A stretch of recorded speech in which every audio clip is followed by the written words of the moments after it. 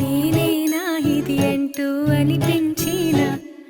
అవునవును నేనే మరి కాదా చిత్రంగా నాకేనే కనిపించిన కవ్వించే చిత్రాన్నయ్యాగా నా దారినే మళ్ళించిన తుళ్ళింతలా వరదలా పాదాలనే నడిపించిన రహదారి